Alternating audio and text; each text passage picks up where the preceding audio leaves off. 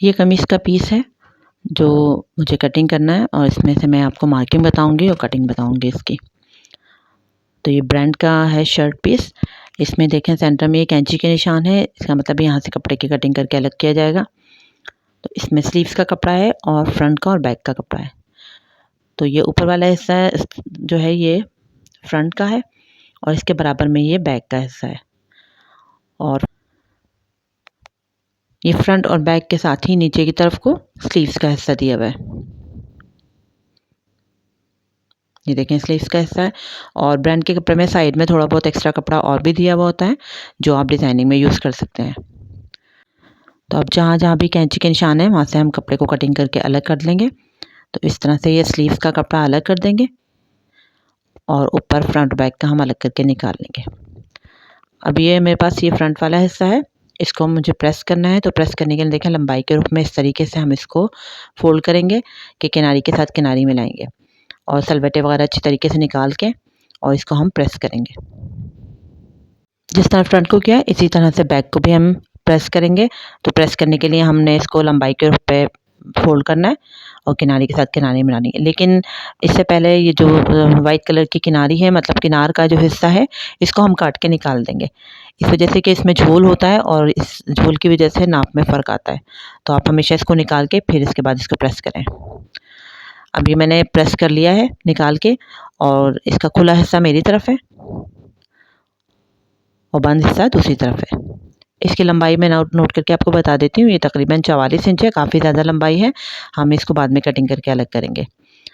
तो अब पहले मैं यहाँ पर बैक हिस्सा बिछाऊंगी। ये बैक वाला हिस्सा है, इसको बिछाएंगे और फिर इसके ऊपर ही हम फ्रंट को बिछाएंगे।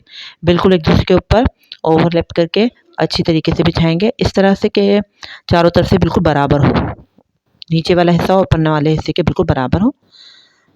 अब हम इस पर मार्किंग करना स्टार्ट करेंगे। तो सबसे पहले हम शोल्डर का नाप लेंगे। तो क्योंकि मैंने आपको बताया है कि ये मैं स्मॉल टू मीडियम साइज़ बता रही हूँ, तो इसके लिए हमने शोल्डर का नाप लेना होता है 14 इंच। 14 इंच का आधा होगा 7 इंच, क्योंकि हमने डबल करके रखा हुआ है इस कपड़े को। ऊपर हमने 7 इंच का निशान लगाया और उसके बाद नीचे भी हम 7 इंच पर निशान लगाएंगे थोड़े फासले पर, और इनको निशानों को आपस में स्केल की मदद से मिला देंगे। अब इसके बाद हमने आर्म होल का नाप लेना है। तो जितना भी हमारा शोल्डर होता है हमेशा उससे आधा इंच आर्म होल ज़्यादा होता है। तो इस तरह से लंबाई में फीते को रखेंगे और 7.5 के ऊपर निशान लगाएंगे। इस तरह से दूसरी साइड पे भी थोड़े फासले पे फिर 7.5 पे निशान लगाएंगे और इनको भी ऐसे ही मिला देंगे। इस तरह से ये एल शेप में एक बॉक्स मिल जाएगा हमें, जिसके अंदर हमें आर्म होल बनाना होगा राउंड में। लेकिन उससे पहले अब हम पहले कमर का और हिप का नाप लेंगे। तो देखें कमर के नाप के लिए जो मैंने आर्म की लाइन डाली है उसके ऊपर मैंने 7 इंच पे लिखा है, 7 इंच का नाप लिखा है। तो कमर का आर्म होल से जो नाप होता है 6.5 या 7 इंच के दरमियान होता है। तो अगर आपका कद लंबा है तो आप 7 इंच रखें, नहीं तो 6.5 इंच काफ़ी है। तो यहाँ पर मैं 6.5 इंच पे निशान लगा रही हूँ। अब फीतों को नीचे बढ़ाया और 13 इंच आ गया हमारी इस सी लाइन के ऊपर। तो 13.5 से 14 के दरमियान आप यहाँ पर हिप का निशान लगा सकती हैं। तो यहाँ पर भी हम 13.5 पे निशान लगा रहे हैं हिप का। तो इस तरह से हमें 3 निशान मिल गए। एक हमारे पास चेस्ट का निशान है, एक कमर का निशान है और एक हिप का निशान है। अब हमने चेस्ट की चौड़ाई लेनी है। तो चेस्ट यहाँ पर होगा हमारा 19 इंच का। तो 19 इंच का हम आधा रखेंगे यहाँ पे 9.5 इंच। 9.5 इंच पे निशान लगाएंगे और कमर का नाप होगा 18 इंच का। उसके लिए हम यहाँ पे 9 पे निशान लगाएंगे। इसी तरह से हिप का नाप होगा 20 इंच का। तो यहाँ पर हम 10 पे निशान लगाएंगे। तो ये हमारी फिटिंग के निशान होंगे। अब इसके बाद हम पहले आर्म होल को कंप्लीट कर लेते हैं। तो इसके लिए हम पहले ऊपर की तरफ लगाएंगे इस आर्म होल की लाइन के ऊपर आधा इंच के करीब निशान, और हमने अब गले का निशान लगाना है, यानी नेक लाइन की चौड़ाई वो लगानी है 6 इंच, इसका आधा है 3 इंच। इन दोनों निशानों को आपस में मिला देंगे, यानी ये हमारा शोल्डर का स्लोप है, यानी शोल्डर को हम इतना गिरा के कटिंग करेंगे। अब इसके बाद जो नोक है हमारी आर्म होल की, यहाँ से लेके और आगे तक की जो गोलाई है वो होगी 1.5 इंच के फासले पर। अब इस नोक से लेके ऊपर तक जहाँ स्लोप का निशान लगाया 7 इंच आ रहा है, तो उसका आधा हम लगाएंगे 3.5 इंच पे निशान। और ये जो हमने राउंड का निशान लगाया है, यहाँ से हम चेस्ट के साइज से गोलाई में घुमाते हुए आगे तक चौक का निशान लेके चल जाएंगे, यानी ये जो हमारी गोलाई है वो बीच वाले निशान तक जाएगी, उसके बाद ऊपर तक सीधा चला जाएगा। अब इसके बाद हमने चेस्ट के और कमर के नाप को आपस में मिलाना है और इस तरह से फिर कमर के नाप को हिप के नाप के साथ मिलाना है। इन निशानों को मिलाने के बाद अब हमने इसकी लंबाई का निशान लगाना है। तो आपकी जितनी भी लंबाई है आप उसके हिसाब से रखिएगा, यानी जितनी भी लंबाई होगी उसमें आप 2 इंच बढ़ाकर निशान लगाएंगे। तो मेरे पास लंबाई है 38 इंच 38 इंच, तो मैं इसमें 2 इंच बढ़ा के 40 इंच के ऊपर निशान लगाऊंगी। तो ये नाप का निशान लेंगे, 2 इंच और आगे बढ़ाकर निशान लगा देंगे। अब इनमें जो नीचे वाला निशान है इसको हम बढ़ा लेंगे, क्योंकि इस निशान से हमने कटिंग करके एक्स्ट्रा कपड़े को निकालना है।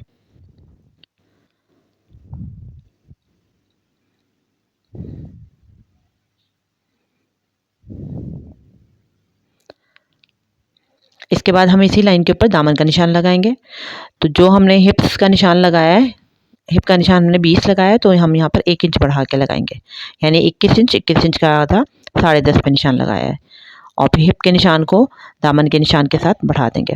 अगर आप बिल्कुल सीधा दामन पहनना चाहते हैं तो आप बिल्कुल बराबर का रख सकते हैं, यानी 20 इंच हिप है तो दामन भी आप 20 इंच रख लें। ये निशानत कंप्लीट करने के बाद हमने जितना भी मार्जिन रखना है, यानी मोड़ने के लिए जितना कपड़ा, उसके निशान लगाएंगे। तो मैं यहाँ पर 1.5 इंच के फासले पे निशान लगा रही हूँ और इन सारे निशानों को आपस में मिला देंगे।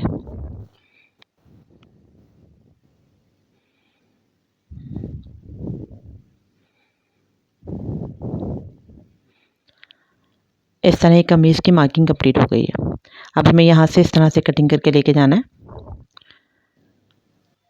तो पहले हम नीचे से एक्स्ट्रा कपड़ा निकाल देंगे सारा,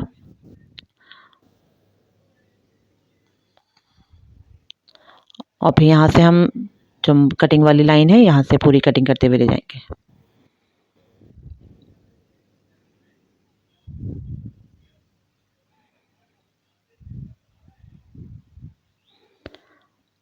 इस तरह देखें कमीज़ की कटिंग हमने कंप्लीट की है। अभी कटिंग करने के बाद हमने करना है कि जो जो हमने निशानात लगाए मार्किंग की है, उन निशानों के ऊपर हमने कट्स लगाने हैं, ताकि कट्स हमारे चारों पल्लों पर आ जाए। और जब हम सिलाई करने बैठेंगे तो हमें निशानात चारों उस पर मिल जाएंगे, तो हमें सिलाई करने में आसानी रहेगी। देखें जहाँ जहाँ निशान थे वहाँ मैंने कट लगाए, और ये चेस्ट का निशान है इसके ऊपर भी कट लगा रहे हैं। अभी कट लगाने के बाद जो निशानात मैंने ऊपर वाले हिस्से पे लिए हैं, यानी फ्रंट हिस्से पे, वो मुझे बैक हिस्से पे भी लेने हैं, ताकि दोनों तरफ से हमें फिटिंग करते वक्त निशानात मिलें। तो इसके लिए मैं इस तरह से करूँगी कि जो जो ये कट लगे हुए हमारे, इनके ऊपर लाइनें लगा लेंगे। तो देखिए सबसे पहले मैं चेस्ट वाले कट के ऊपर लाइन लगाऊंगी इस तरह से सीधे में, और फिर यहाँ आड़े में लगाएंगे हम कमर वाले हिस्से पे और हिप वाले हिस्से पे भी।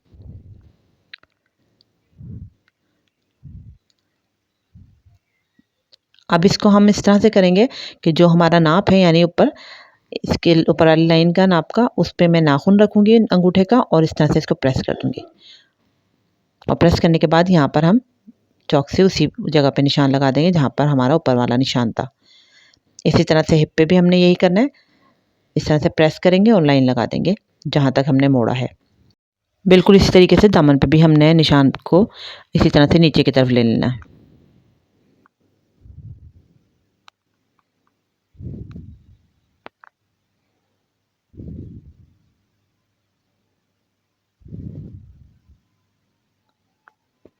तो हमारे चारों निशानात नीचे की तरफ भी आ गए। अब हमने इन्हीं निशानों को दोबारा से मिला देना है जिस तरह हमने ऊपर मिलाया था।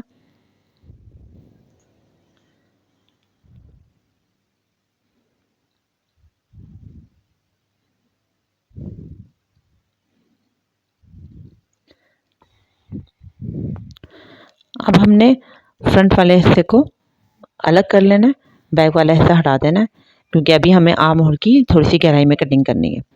क्योंकि हमारा जो फ्रंट वाला हिस्सा होता है उसका आर्म होल पीछे वाले आर्म होल से गहरा होता है। तो देखें ये जो सेंटर वाला हिस्सा था वहाँ पे मैंने आधा इंच के करीब अंदर की तरफ को निशान लगाया है, और यहाँ पर हमने 1 इंच के करीब निशान लगाया है। तो हमने वही चेस्ट वाले जो निशान है वहाँ से इस तरह से राउंड में घुमाते हुए लेके जाएंगे, इन निशानों को मिलाते हुए, और नोक तक मिला देंगे ऊपर तक। इस तरह से यहाँ से गहराई में थोड़ा सा आर्म होल काटेंगे। तो अब हमने कमीज़ की मार्किंग और कटिंग कंप्लीट कर ली है। मैं एक मरतबा फिर आपको नीचे से इसका आर्म होल से और हिप और कमर का फासला दिखा देती हूँ।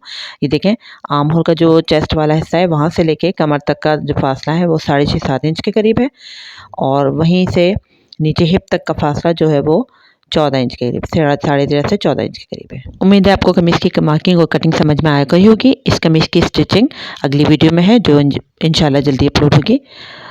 मिलते हैं फिर अगली वीडियो में, जब तक के लिए अल्लाह हाफ़िज़।